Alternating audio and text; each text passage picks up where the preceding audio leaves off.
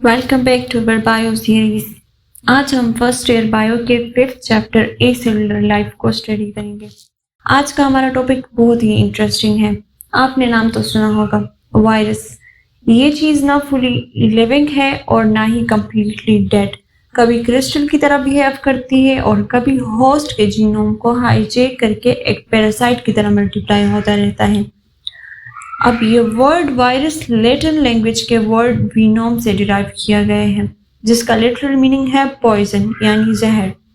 अब वायरस होता क्या है? Virus is an acellular infectious agent. ये खुद अपना मेटाबॉलिज्म नहीं कर सकता, खुद ग्रो नहीं कर सकता जब तक ये एक होस्ट सेल के अंदर इंसर्ट ना हो। तब तक इनर्ट पड़ा रहता है, लेकिन जैसे ही होस्ट सेल के अंदर इंटर होता है, अपनी कॉपीज बनाना स्टार्ट कर देता है।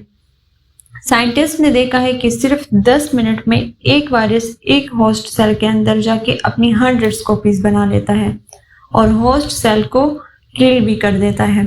मतलब इतना टीनी पार्टिकल इतना डेंजरस भी हो सकता है। अब थोड़ी सी इसकी हिस्ट्री देखते हैं। सबसे पहले लुइस पास्चर ने 1884 में सजेस्ट किया था कि रेबीज का जो कॉजेटिव एजेंट है वो बैक्टीरिया से भी छोटा होगा। उसके बाद 1892 में डिमिट्री इवानेस्की ने डिस्कवर किया टोबैको मोज़ेक वायरस को। फिर 1898 में मार्टिनेस बेजरन ने इसे नाम दिया कॉन्टेजियम विवम फ्लोवेटम यानी कॉन्टेजियस लिविंग फ्लूइड। इसी वजह से उन्हें फादर ऑफ वायरोलॉजी भी कहा जाता है। और फाइनली 1935 में W.M. स्टेनले ने टोबैको मोज़ेक वायरस को क्रिस्टल फॉर्म में आइसोलेट किया और प्रूफ किया कि वायरस प्रोटीन और न्यूक्लिक एसिड से मिलकर बनता है। और यहाँ से वायरोलॉजी एक प्रॉपर साइंस के तौर पर सामने आई। अब देखते हैं वायरस का स्ट्रक्चर। वायरस दो मेन चीज़ों से बना होता है, एक कोर और एक कोट। कोर में होता है जेनेटिक मटेरियल जो या तो DNA होगा या फिर RNA, दोनों कभी साथ नहीं होते। दूसरा हिस्सा है कोट, जिसे हम कैप्सिड कहते हैं। कैप्सिड प्रोटीन शेल है जो छोटी यूनिट्स कैप्सोमर से मिलकर बनता है। फॉर एग्जांपल हर्पस वायरस में 162 कैप्सोमर्स होते हैं और एडिनो वायरस में 252 कैप्सोमर्स हो सकते हैं। कुछ वायरसेस के पास एक एक्स्ट्रा लिपिड एनवेलप भी होता है जिसे इन्फ्लुएंजा और HIV वायरसेस में प्रेजेंट होता है। क्लासिफिकेशन की अगर बात करें तो वायरसेस को हम 3 तरीकों से क्लासिफाई करते हैं, होस्ट के बेसिस पर, मॉर्फोलॉजी के बेसिस पर और जीनोम के बेसिस पर। होस्ट के हिसाब से अगर देखें तो प्लांट वायरसेस जैसे टोबैको मोज़ेक वायरस होता है, एनिमल वायरसेस जैसे इन्फ्लुएंजा और HIV होते हैं, और बैक्टीरियल वायरसेस जिन्हें हम बैक्टीरियोफेज कहते हैं। मॉर्फोलॉजी के बेसिस पर वायरसेस हेलिकल, आइकोसाहेड्रल या कॉम्प्लेक्स हो सकते हैं। जैसे टोबैको मोज़ेक वायरस का स्ट्रक्चर हेलिकल है, एडिनो वायरस का स्ट्रक्चर आइकोसाहेड्रल है और बैक्टीरियोफेज का स्ट्रक्चर कॉम्प्लेक्स है जिसमें टेल और हेड होता है। जीनोम के बेसिस पर कुछ वायरसेस DNA वायरसेस होते हैं जैसे पॉक्सी वायरस जो स्मॉल पॉक्स काज करता है, और कुछ RNA वायरसेस होते हैं जैसे HIV और पोलियो वायरसेस। अब देखते हैं बैक्टीरियोफेजेस। बैक्टीरियोफेजेस वो वायरसेस हैं जो बैक्टीरिया को इन्फेक्ट करते हैं। इनके स्ट्रक्चर में होता है हेड, टेल, शीट और टेल फाइबर्स, और टेल फाइबर्स के सेंटर में लाइसोजाइम भी होते हैं जो वायरस को होस्ट सेल में पेनिट्रेट करने में मदद करता है। अब इसका इन्फेक्शन साइकिल देखते हैं कि किस तरह ये होस्ट के सेल को अफेक्ट करता है। इनका इन्फेक्शन साइकिल 2 तरीकों से हो सकता है, एक लाइटिक और लाइसोजेनिक। दोनों साइकिल शुरू होते हैं from absorption, penetration, biosynthesis and then assembly और रिलीज।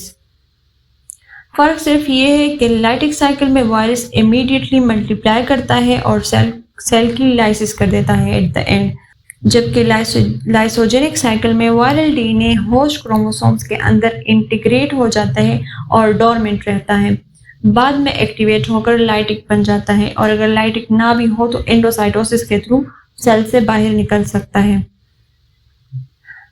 अच्छा स्टूडेंट्स, अब थोड़ा डिटेल में एक स्पेशल वायरस को समझते हैं, HIV। ह्यूमन इम्यूनोडेफिशिएंसी वायरस एक आरएनए वायरस है जो CD4 रिसेप्टर्स पर अटैच होता है और अपना आरएनए सेल में इंसर्ट कर देता है और फिर अपना आरएनए रिवर्स ट्रांसक्रिप्टेज एंजाइम की हेल्प से डीएनए में कन्वर्ट करता है और इस डीएनए को हम कहते हैं cDNA, कंप्लीमेंट्री डीएनए। ये डीएनए होस्ट के जीनोम में इंटीग्रेट हो जाता है और नए वायरसेस बनाने लगता है जिसे प्रो वायरस कहते हैं। HIV का रिजल्ट होता है एड्स यानी एक्वायर्ड इम्यूनोडेफिशिएंसी सिंड्रोम। अब एड्स में क्या कंडीशन होती है? HIV immune cells specially T cells को अफेक्ट करता है जिसकी वजह से इम्यूनिटी वीक हो जाती है और इतनी वीक हो जाती है कि skin cancer, tuberculosis, pneumonia, oral thrush जैसी अपॉर्चुनिस्टिक इन्फेक्शंस अटैक कर लेते हैं। मींस बॉडी इन इन्फेक्शंस के लिए ससेप्टेबल हो जाती है।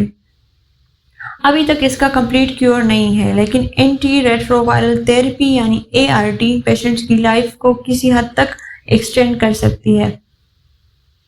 वायरस से रिलेटेड और भी बहुत सी डिजीजेस है जैसे hepatitis A, B, C, D और E सब लेवल को अफेक्ट करते हैं।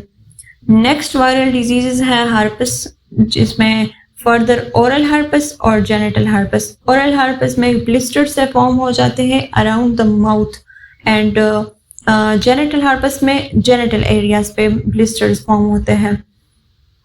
तीसरी डिजीज है पोलीमिलाइटिस और पोलीमिलाइटिस में क्या होता है कि मोटर नर्व्स अफेक्ट हो जाते हैं। मोटर न्यूरॉन्स अफेक्ट होंगे तो डेफिनेटली नर्वस सिस्टम पे भी अफेक्ट पड़ेगा। नर्वस सिस्टम अफेक्ट हो जाएगा तो उसकी वजह से पैरालिसिस हो जाती है। अब वायरसेस सिर्फ एनिमल्स में डिजीजेस काज नहीं कर सकते बल्कि प्लांट्स में भी डिजीजेस काज करते हैं जैसे कि कॉटन लीफ कर्ल डिजीज जिसे बिगोमो वायरस काज करता है। अब एक और बहुत ही ज़बरदस्त चीज़ वायरस के साथ जुड़ी हुई है, इनका यूज़ जेनेटिक इंजीनियरिंग में। जी हाँ, वायरसेस सिर्फ डिजीज़ ही नहीं काज करते बल्कि साइंस ने इन्हें अपने फेवर में भी यूज़ किया है। आपने सुना होगा रिकॉम्बिनेंट DNA टेक्नोलॉजी के बारे में। इसमें किसी ऑर्गेनिज्म के DNA के अंदर डिजायर्ड जीन इंट्रोड्यूस किया जाता है। अब ये जीन ट्रांसफ़र करने के लिए एक व्हीकल, एक कैरियर चाहिए होता है जिसे हम वेक्टर कहते हैं।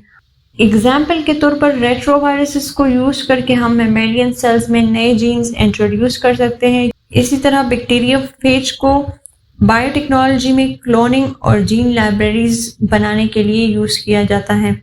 अगर हम किसी बैक्टीरिया स्ट्रेन को जेनेटिकली मॉडिफाई करना चाहें तो पेजेस एक रेडीमेड डिलीवरी सिस्टम प्रोवाइड कर देता है। सो यहाँ से आप देख सकते हो वायरसेस एक तरफ डिजीज काज करता है और दूसरी तरफ साइंस इन्हीं वायरसेस को अपना टूल बनाकर थेराप्यूटिक्स एजेंट्स बनाने के लिए, वैक्सीन डेवलप करने के लिए और नए क्यूर्स डिजाइन करने के लिए यूज करती है। ये वायरसेस एक डबल एज स्वॉर्ड की तरह है, हार्मफुल भी और हेल्पफुल भी। नेक्स्ट इंटरेस्टिंग बात यह है कि वायरसेस से भी छोटी और यूनिक एंटिटीज एग्जिस्ट करती हैं, प्रियॉन्स और विरोइड्स। पी से अंदाजा लगाए कि प्रियॉन्स में जस्ट प्रोटीन्स होते हैं। प्रियॉन्स बेसिकली सिर्फ प्रोटीन्स होते हैं जो इन्फेक्शियस नेचर के होते हैं जैसे मेट काफ डिजीज इसकी वजह से काज हो सकती है। अब विरोइड्स है तो इसमें इसके नेम में V और R है, मीन्स कि यहाँ पे जस्ट वायरल RNA ही होगा। तो विरोइड सिर्फ RNA पार्टिकल्स होते हैं जिनके पास प्रोटीन कोड भी नहीं होता और ये प्लांट्स में डिजीज काज करते हैं। सो आज हमने देखा कि वायरस एक अजीब एंटिटी है, जिंदा भी नहीं और डेड भी नहीं और होस्ट सेल में इंटर होकर लाइफ का पूरा मैकेनिज्म हाईजैक कर लेता है। इसने ह्यूमंस, एनिमल्स, प्लांट्स और बैक्टीरिया सबको अफेक्ट किया हुआ है। वायरस की कहानी एक साइंटिफिक मिस्ट्री भी है और एक बायोलॉजिकल रियलिटी भी। अब यहाँ पे एक इंटरेस्टिंग करंट ट्रेंड बताती हूँ। रशिया ने कैंसर के अगेंस्ट एंट्रोमैक्स वैक्सीन डेवलप किया है और आप लोगों को पता होगा कि वैक्सीन जब मार्केट में आता है तो उससे पहले ट्रायल्स में होता है। वैक्सीन डेवलपमेंट के स्टेजेस में ट्रायल होते हैं, तो ट्रायल्स में फर्स्ट ट्रायल में वो 100% एफिशिएंट रहा है। सो मे बी फ्यूचर में कैंसर के भी वैक्सीन मिलने के चांसेस है। यहाँ पे हम ये चैप्टर एंड कर देते हैं। नेक्स्ट लेक्चर में हम इस चैप्टर के MCQ सॉल्व करेंगे ताकि आपका कॉन्सेप्ट और सॉलिड हो जाए। और ऑलवेज रिमेंबर, प्रैक्टिस ही परफेक्शन है।